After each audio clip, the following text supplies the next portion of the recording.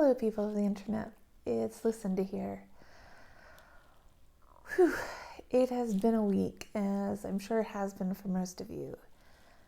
We are living in the midst of a global pandemic, and people and things are getting crazy. So I hope that everyone is staying safe. One of the things that as a creative person I am struggling with on a daily basis, and I'm thankful for social media for helping me to realize that I'm not alone in this, is how do I make the most of this time? Like, I should be uber productive because I have all this time to do stuff. Well, do I? Because balancing your work, life balance, when work and home are the same, is a very difficult thing, even if it's your choice. And like many of my fellow educators, I'm struggling with not being able to actually be physically there to teach the children anything.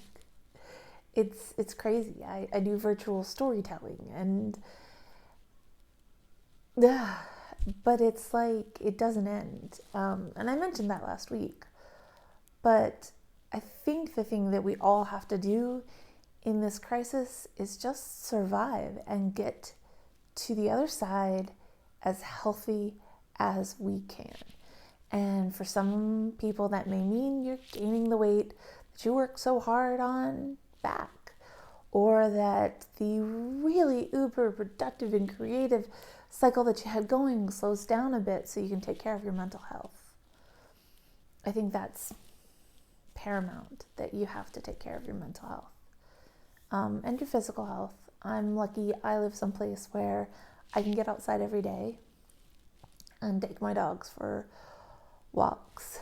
Like, we walk 2 to 3 miles every day, and we've been able to continue that. So I'm very, very lucky. So that being said, last week, Shadow's Tale, a novelette, short story, I'm not sure where that dividing line is, was released on Amazon. And I'm really kind of happy with how it's doing.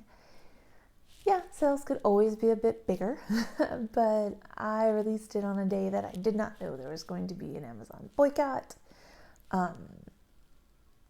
And I think it's done okay. We have 2 reviews so far, and people seem to really like it. So, yay!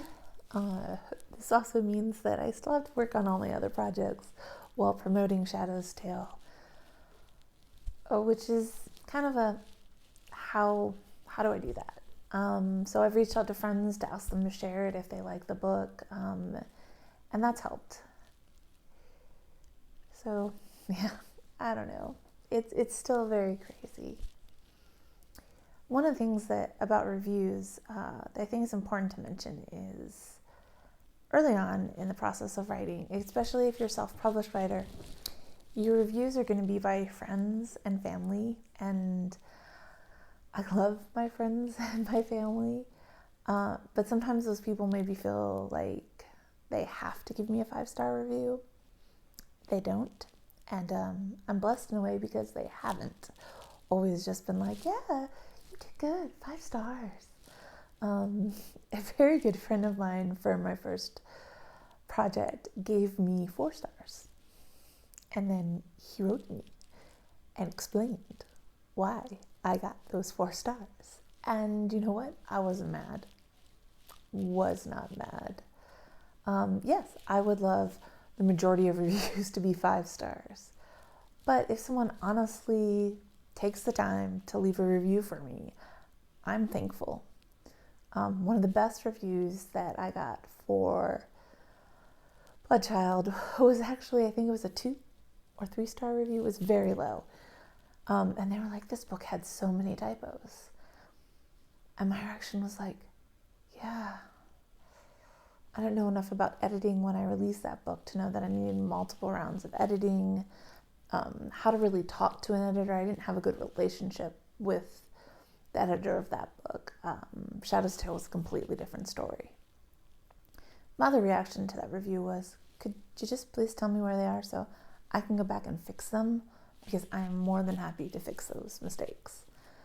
In Shadow's Tale, like 2 typos have been found and reported to me, so I'm going to be updating the manuscript this week and sending it back out to Kindle, which means that those mistakes will be corrected in everybody's editions, which is the great thing about Kindle and ebooks is you can oftentimes fix your mistakes. So writing. I know that wasn't a very good segue. Forgive me. I spent like 7 hours today studying for something for work. So I'm like, do.